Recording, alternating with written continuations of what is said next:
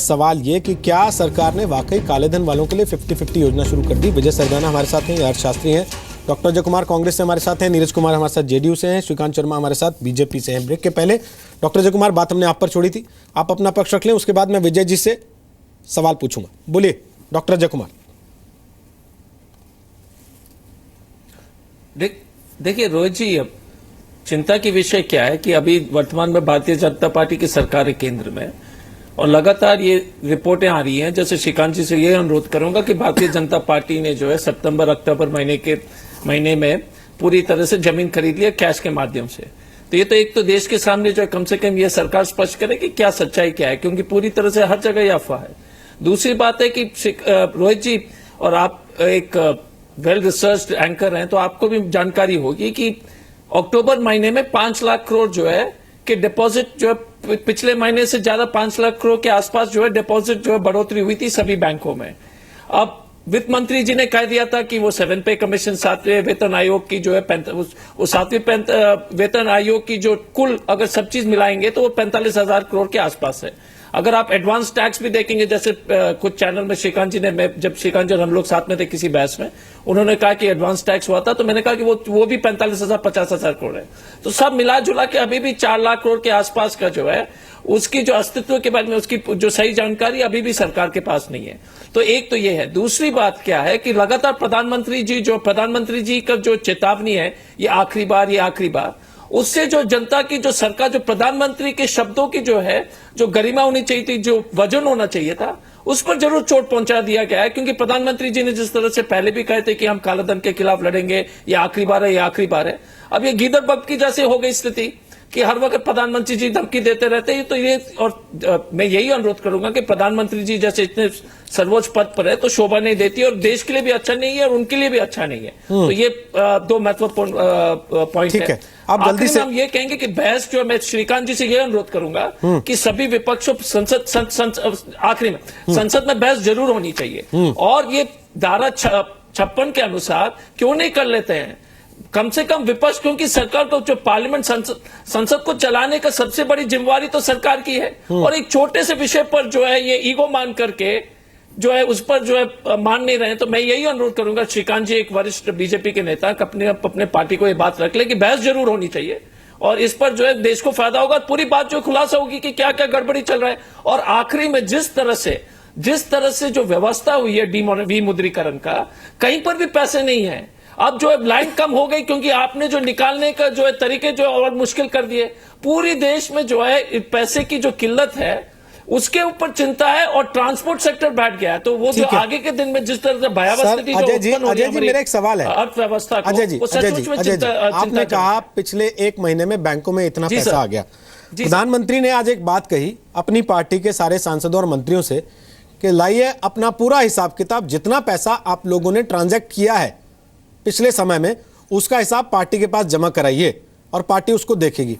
क्या आप लोग भी अपने नेताओं के लिए, अपने सांसदों के लिए, अपने उन लोगों के लिए जिनके पास वाकई काफी पैसा है, ऐसी कुछ प्लानिंग कर रहे हैं कि कम से कम चेक तो करें?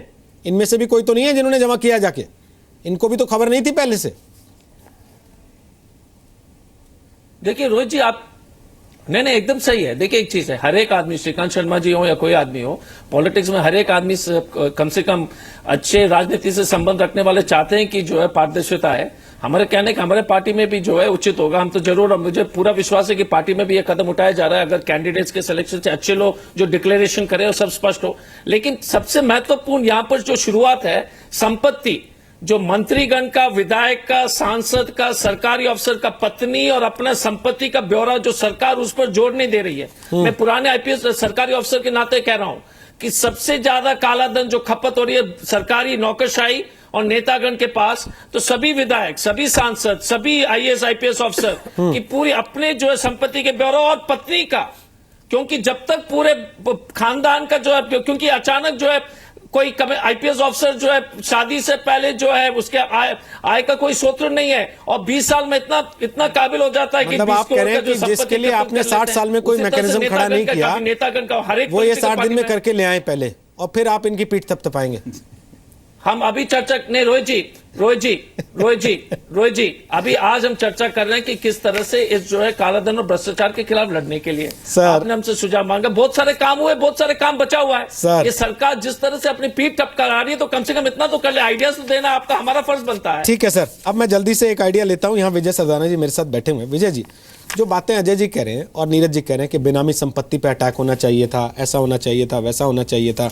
नीरज जी ने तो शराबबंदी का अपना वो भी लाया जिसके लिए उनकी पीठ थपथपाई जाती है। पर क्या आपको लगता है कि ये सारी चीजें एक साथ हो सकती हैं? क्योंकि जब नोटबंदी आई तो सबने विरोध किया कि सीधे बंद कर दिया, कुछ सहूलियत दे देते, कुछ राहत दे देते, सब सुझाव देने लगे। सरकार ने सुझाव मानने शुरू कर दिए तो सबने कहना शुरू कर दिया कि ये क्या तरीका हुआ, जब बंद कर दिया तो फिर ये क्या कर रहे हो, हर दिन नई स्कीम क्यों ला रहे हो। सहूलियत दे रहे थे तब भी दिक्कत थी, नहीं दे रहे थे तब भी दिक्कत थी। देखिए, एक बात तो हमें माननी पड़ेगी कि इतना बड़ा ऑपरेशन और एक पूरे देश में हर आदमी को इम्पैक्ट करने वाला ये डिसीजन था। और जब भी आप कोई कार्रवाई करते हैं और कहीं पे भी आम आदमी के लिए अगर आपने कोई सुविधा दी है, और ये सिर्फ डिमोनेटाइजेशन की मैं बात नहीं कर रहा हूँ, आप कहीं पे भी चले जाइए, अगर आपने किसी एक खास वर्ग को, क्या चाहे वो गरीब वर्ग है या किसान वर्ग है या कोई और वर्ग है, अगर आपने उसको सुविधा दी, इसी समाज में ऐसे लोग होते हैं जो उनको मिसयूज करने की कोशिश करते हैं, बरगलाने की कोशिश करते हैं, अपना रास्ता ढूंढने की कोशिश करते हैं, दूसरों का हक मारने की कोशिश करते हैं। ये होता है, हर समाज में होता है। अब अगर आपको ऐसे लोगों को रोकना है तो आप में जो एग्जिस्टिंग जो आपने ऑर्डर निकाला है, आपको उसको चेंज करना पड़ेगा। आप अगर उसमें एक एक्स्ट्रा राइडर डालते हैं तो लोग कहते हैं देखिए आपने कानून बदल लिया। अगर आप नहीं बदलते तो वो लीकेज जारी रहेगा।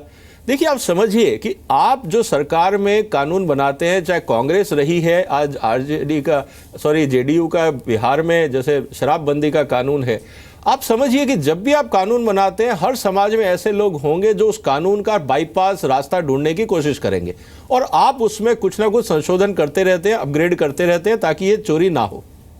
इसमें भी यही होगा डिमोनेटाइजेशन में।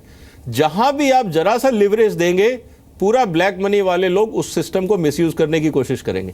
फिर आप एक फिल्टर और लगाएंगे तो दिक्कतें बढ़ेंगी।